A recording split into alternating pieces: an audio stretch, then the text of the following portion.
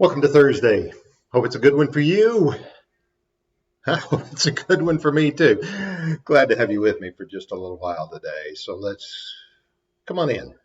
Come on in. Share a moment with me today. Sometimes we feel inadequate to a job that maybe we would like to do.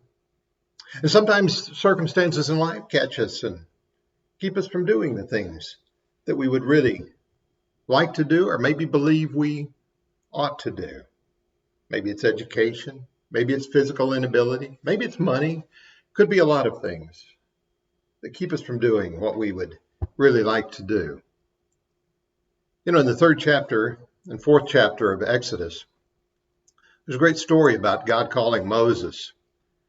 When it gets into the fourth chapter, one of the reasons Moses feels kind of inadequate to take the job that's before him to go and call the Israelites out of Egypt and head them to the promised land is he said, I'm not an eloquent man. You need to send somebody that knows how to talk.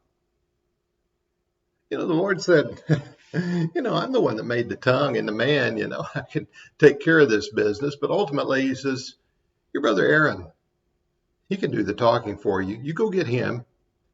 Go share it with him. Let him be your spokesman. And then you don't have to worry about your tongue. If we could learn that lesson and how to adapt to our circumstances, use ourselves to the best advantage, and look to the people around you to help with that. But sometimes we don't even look at what we are still capable of doing. Let me tell you about a lady I knew, and she's like so many others, but some of us never think about it. She was a lady of fairly limited education. Her name was Carney Wardlow. She was a lady of fairly limited education. She grew up as a black woman in a hard time, a black girl in a hard time. But ultimately, she made her way in life and did very well. She was respected. She was a good part of the congregation, and I loved her dearly. She was a sweet, fun, and funny lady, raised her family, took care of business, did what she needed to do to get by. Well, Carney had a stroke that left her unable to walk because her one side was so severely handicapped. Now, she did walk with a walker for a time, but it became worse, and she succumbed to just living her life in a wheelchair. And it was her right side, I believe, that was so affected. Really doesn't matter. But anyway, I dropped by to visit her from time to time. I went by her house one day to visit with her. She lived with her son, and her son had to go to work, and so she had to take care of things. And you know what she did? She cooked the meals, one-handed. She'd go in and she cooked their meals, one-handed. And so then when he came home from work, she had food ready for them to go. And she said, let me show you something. She said, one day while he was gone, I got this board and I got a nail. Now, how in the world she held the nail in place, I don't really know. But she put a nail through a little 1x4 board.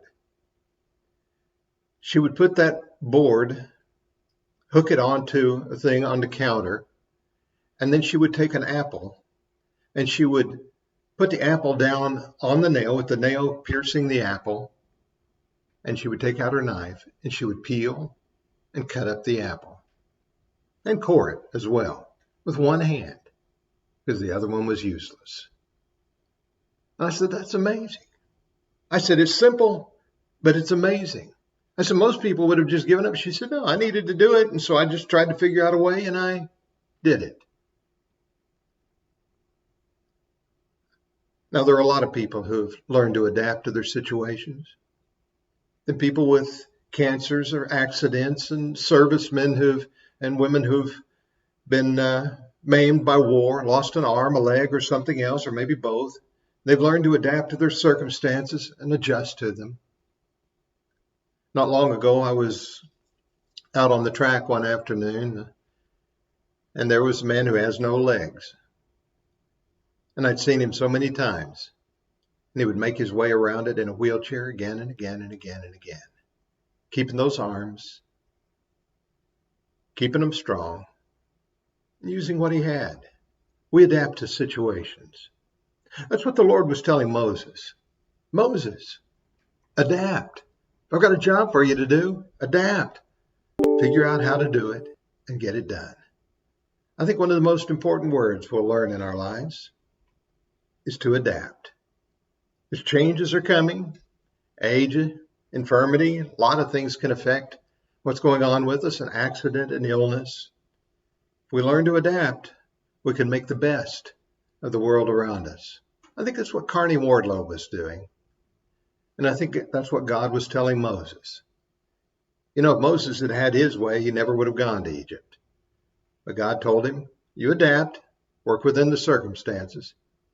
And perhaps one of the greatest leaders of all history is recognized in Moses. You think about that. Who knows? You may just be able to adapt to a lot of things today. Make it a great day. Hey, I'm glad you were with me today, and I'm thankful for those of you who've adjusted to life and what it brings your way and what an example you are. So go out and get them today. We'll have some more to share down the road, but hang in there. Who knows? The best, I believe, is yet to be.